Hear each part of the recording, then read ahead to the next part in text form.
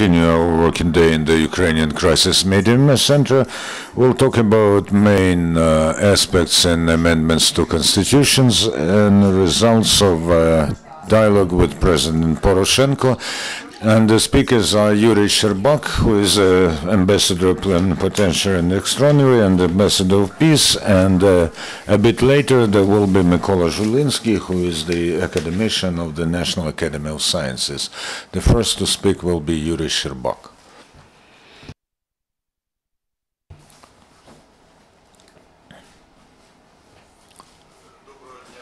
Good afternoon, dear journalists and the guests.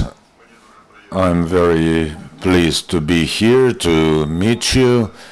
I'll try to briefly tell about yesterday's meeting of public figures with the President of Ukraine, which was mainly devoted to the future changes in the Constitution of Ukraine. However, we talked not only about constitutional issues, but also about a wider range of issues. I hope very much that my friend Mykola Zhulinskyi will come, and I see that he's coming already.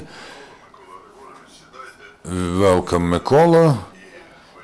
And you are going to be, you'll add to what I will say, or maybe you will even contradict me. Surprisingly, yesterday the meeting was rather long and very frank. It lasted for almost 3 hours. Taking into account the level of business of the president, it was strange for me. 20 people took part in the meeting. The President of Ukraine, the Chairman of the Parliament, Volodymyr Groysman, was there.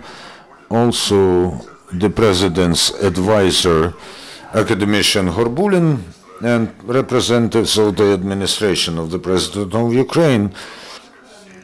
On the part of the public, there were people whom I would tell you at the moment who do not take part in voting. They are not MPs. They today are not engaged in any political career. They just are self-sufficient people who are well known in the Ukrainian public life, who have their own views, and this is very important because this was the meeting of the president, not with the politicians or journalists. This was not an interview. This was the meeting with the representatives of the civil society. I'd like to tell you that among those present was the first president of Ukraine, Leonid Kravchuk, with whom I, Dmitro Pavlichko, Ivan Zayets, and we cooperate with them constantly, and he heads the movement for Ukraine in NATO.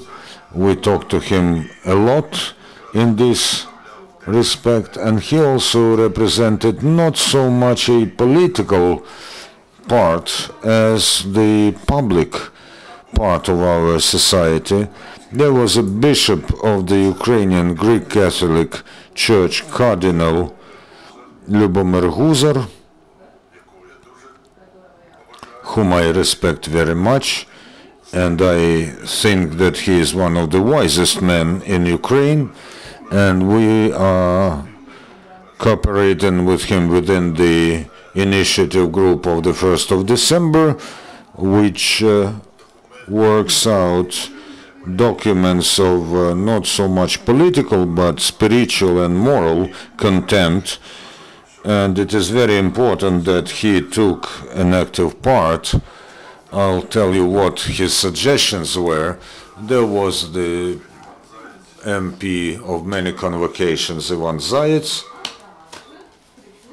also the outstanding Ukrainian poet and political figure and ambassador extraordinary and plenipotentiary Dmitro Pavlichko, Mykola Zhulinskyi, director of the academic institute, and he is the academician of the National Academy of Sciences. Also the member of Constitutional Commission Ivan Timchenko, judge of the Constitutional Court of Ukraine, member of the Constitutional Commission Mykola Zhulinskyi, vice president of the Kyiv-Mohyla University, Professor Volodymyr Panchenko. We also hoped that he'd come here, but we could not contact him. I have already said that there were 20 people. I did not know everyone. I still don't know everyone. But we started from the speech by Dmitro Pavlichko. I have his text written in hand, where he explained why the letter around which the discussion was launched was signed. This letter, maybe you have seen it, maybe you read it. This is the address to the President of Ukraine and the Parliament, signed by 30 people, part of whom were yesterday at the meeting. The main sense of this letter is a warning against introducing into the Constitution of point 18 to the transitionary clauses the mention of special status of local self-government in Donetsk and Luhansk regions, which is formulated in a special law. This is a very important and dangerous place, so we place in the document. So we signed the appeal to think once and once more before we introduce this clause. After Mr. Pavlichko, Ivan Zayets spoke, and his speech provoked a very emotional reaction from the president. I think that he rather convincingly explained his own attitude towards the changes in the Constitution, and he quoted a lot of facts that cannot be made public because the meeting was off record, and there were certain figures and facts quoted there that evidently have not to be made public so far.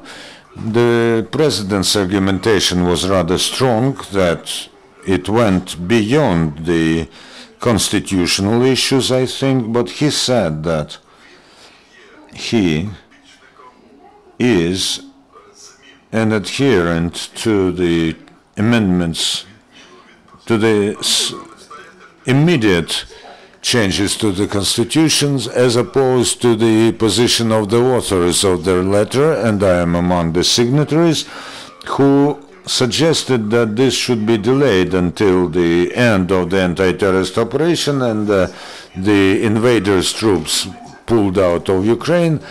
He said that, on the contrary, the changes will make us closer to European standards and will take us farther from the invaders' points and the position that Russia now holds. And I think that he was right in his own right, and I would say that he passionately and emotionally was proving his point.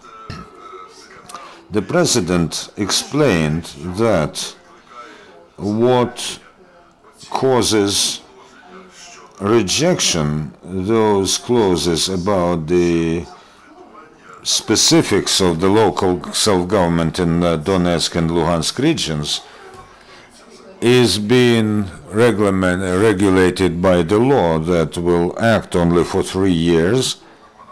And he also tried, and I think that he was able to convince many of us, that these changes do not contain any threat to Ukraine.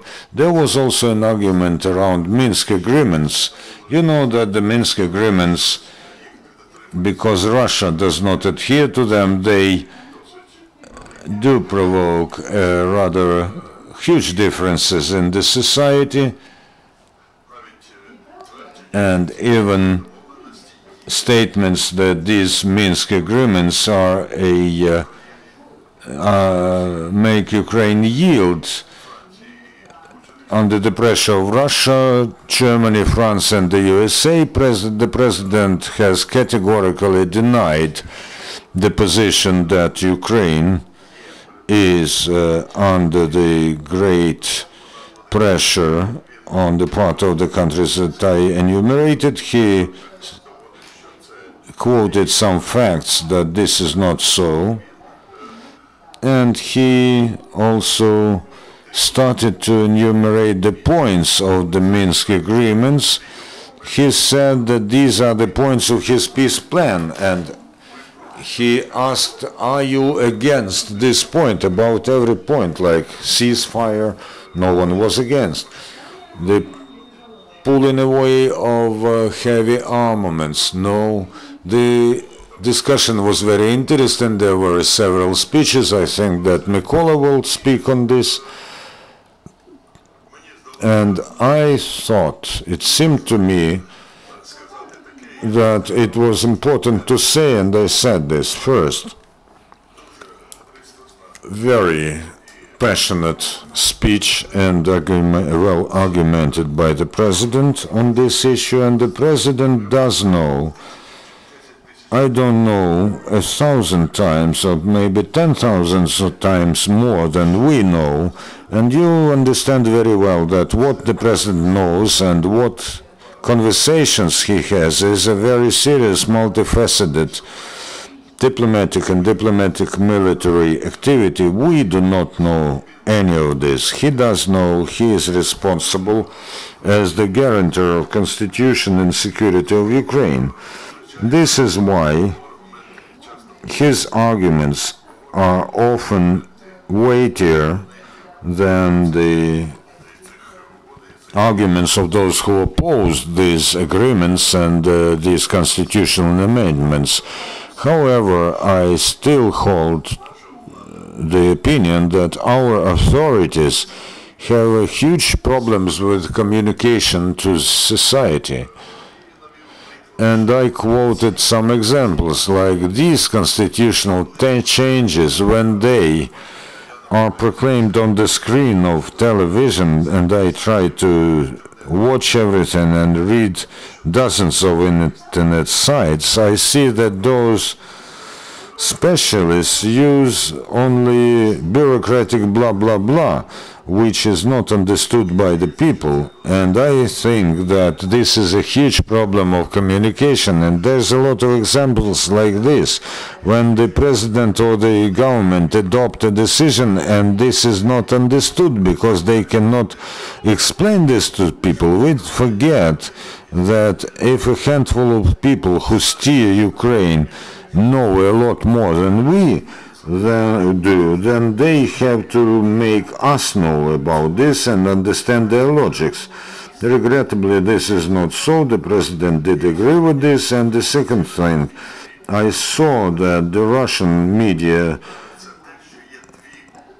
paid attention to this, that there are two myths imposed by Putin on our society, first of all, and then on the world, and then on the Russian people, and this is very dangerous. First, that the Ukrainian and Russian peoples are just one people, and I have immediately quoted an example. I did publish this in the Den newspaper, that in 1938, and Putin did study the works of Hitler and his activity.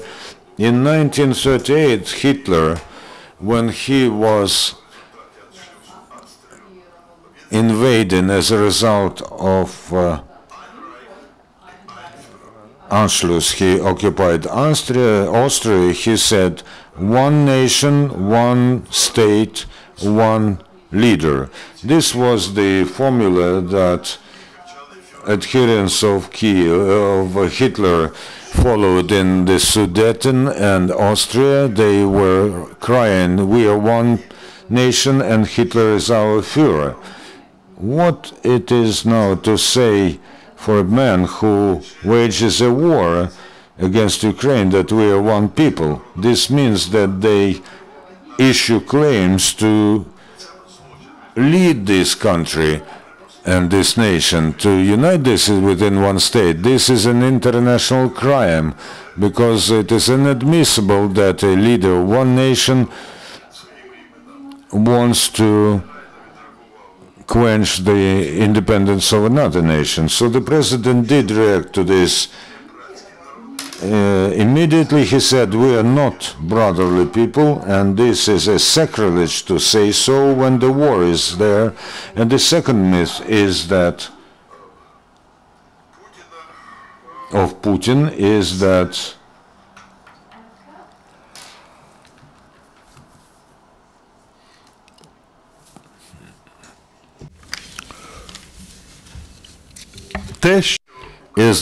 Ukraine is under foreign management. You know, this is a very questionable issue at all. What is the external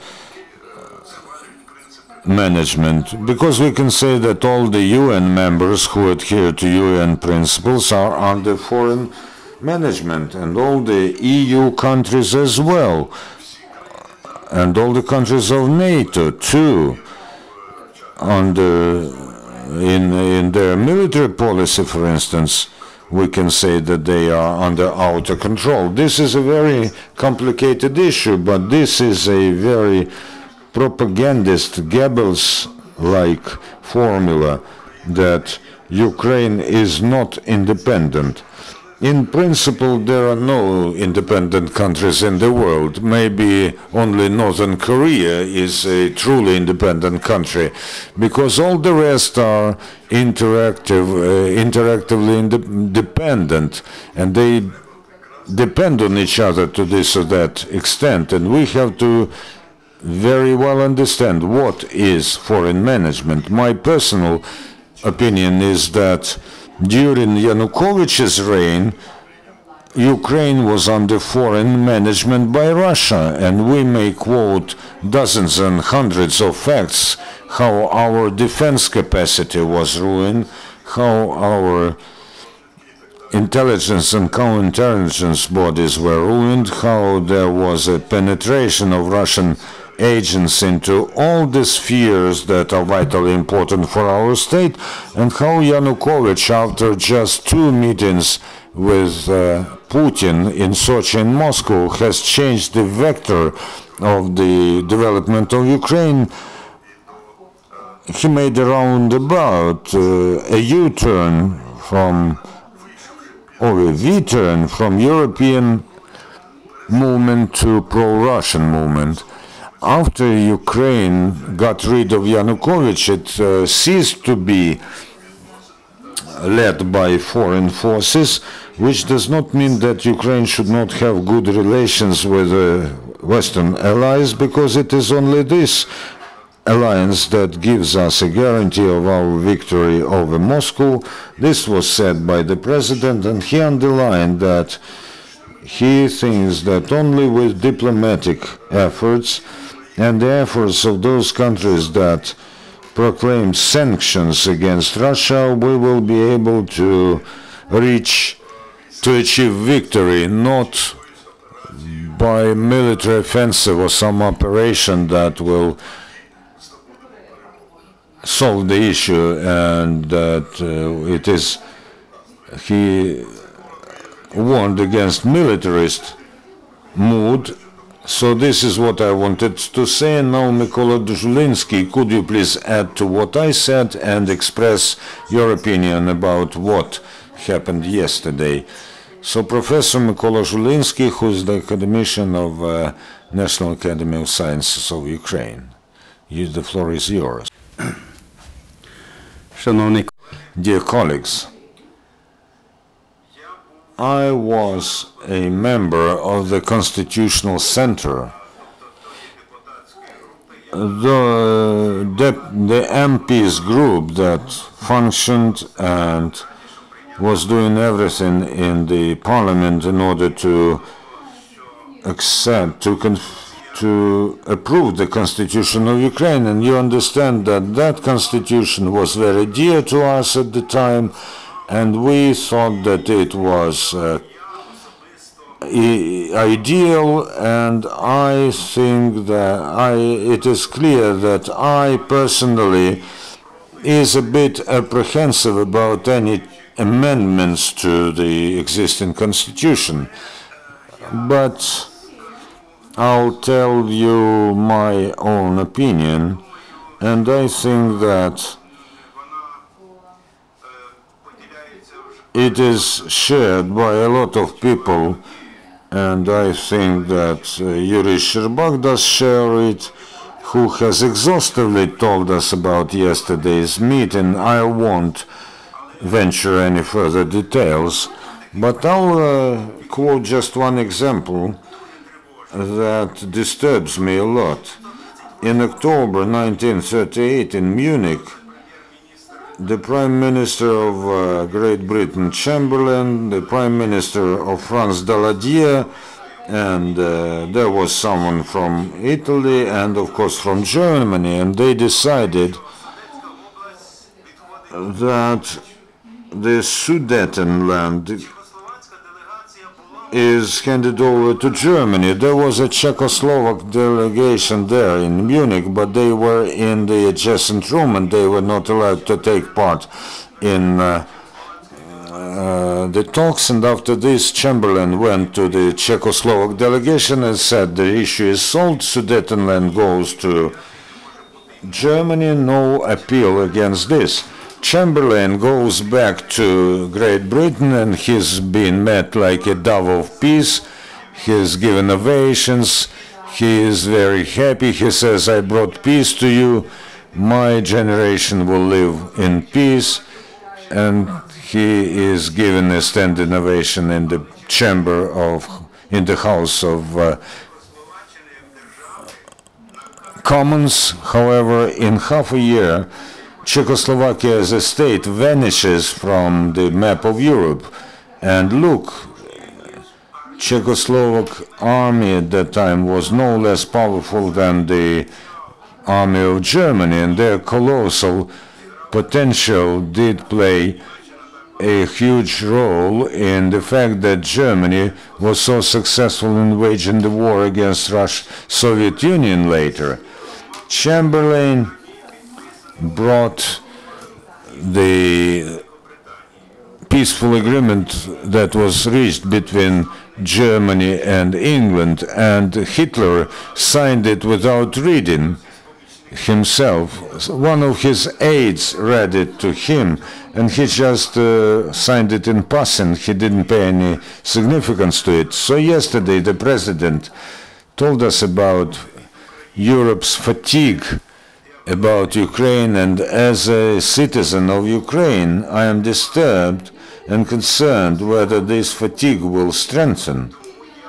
This is why I asked the president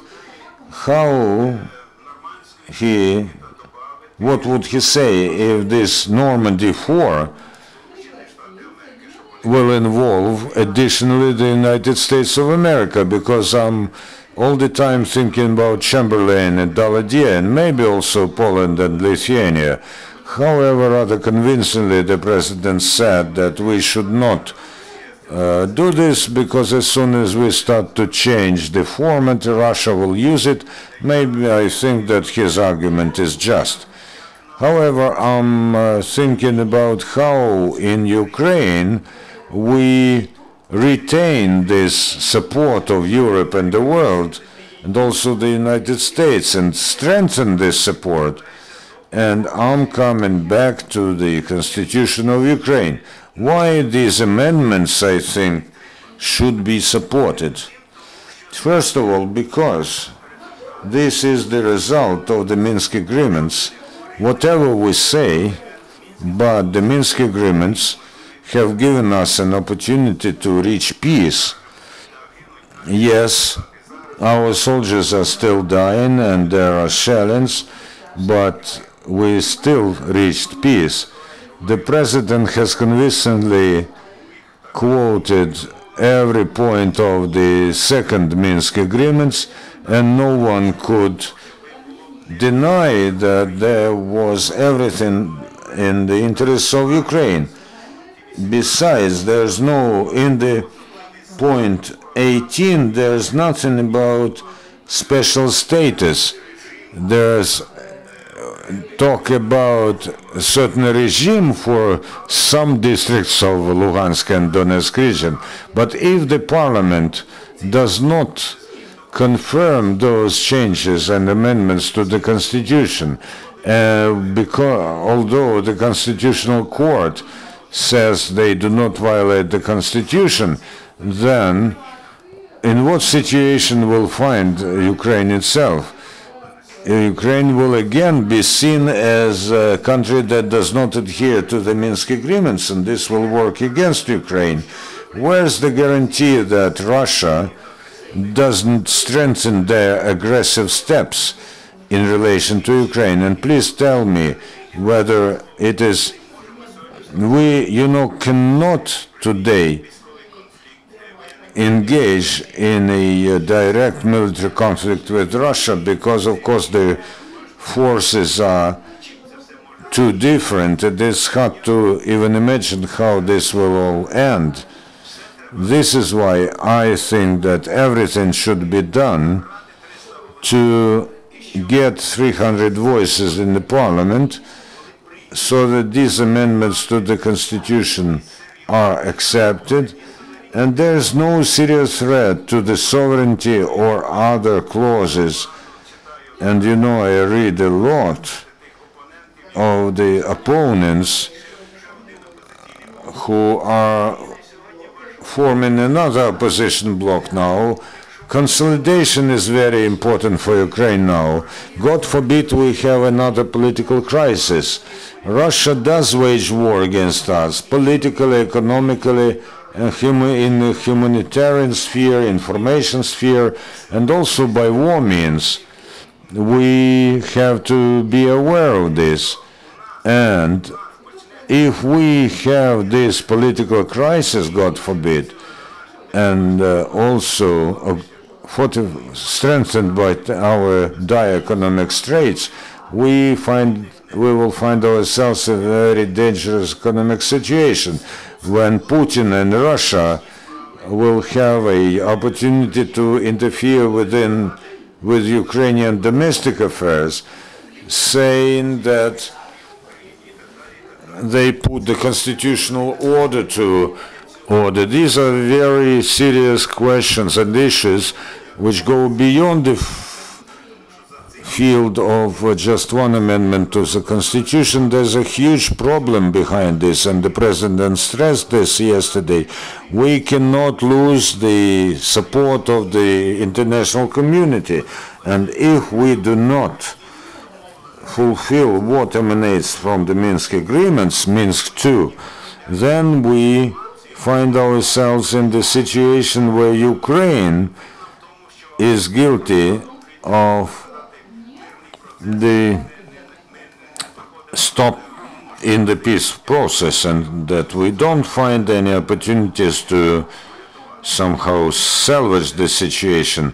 Yesterday, the President of Ukraine very convincingly spoke about the sanctions that today are conducted by the world against Russia. And he quoted a very serious figure which testifies to the fact that there is a complicated economic and social situation in Russia, and we cannot provoke Russia for some adventurous steps against Ukraine. Within a year and a half, as a result of sanctions, Russia has lost $178 billion. You see the exchange rate of ruble now. You know that the barrel of oil costs $41.6. We know that the oil prices are dropped, and this is dropping, and this is a serious blow against Russia.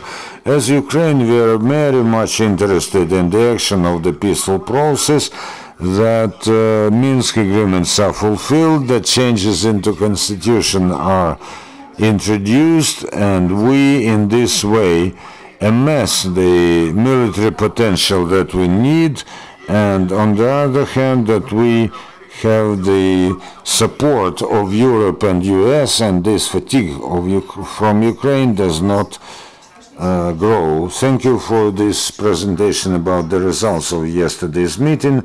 Maybe there are questions from the journalists, and we have the question. And please, both speakers go to the rostrum. Vasily Vishnevetsky, Crimean News. Don't you think that there's a logical contradiction in your speech? You quote the Sudetenland example as the prerequisite of the occupation of the entire Czechoslovakia, and we are now going to the points 18 in the transitionary period. You know, it's more to myself. I have quoted this Sudetenland example to underline that if we, Ukraine, do not stick to the Minsk agreements, and one of the points there signed by Poroshenko and Putin is decentralization of Ukraine and the strengthening of local self-government. If we do not introduce this into constitution, then I said that this fatigue from Ukraine may grow, and it may happen so like with Georgia happened. And yesterday the president quoted the example that last time, at that time, the initiative of Mykola Zhulinskyi, who put forward the peace plan, they did achieve peace in Georgia, but Georgia lost Abkhazia and Southern Ossetia, and besides, Georgia was not even invited to these agreements that took place in Moscow. And I am afraid that we may find ourselves in the situation when Europe is tired and says we are bored with Ukraine, look at Syria and Iran and our refugees problem. There's 800,000 refugees in Germany whom they have to legalize and support, and they say, look, for how long this can go on in Ukraine, let's make peace for her, and they will do the same behind the back of Ukraine, what they did with Czechoslovakia in 1938. This is what I meant. Any other questions? If there are no questions, thank you very much, dear guests. We wish you to remain as convinced as you are that the changes to the constitutions are correct. Thank you, everybody. This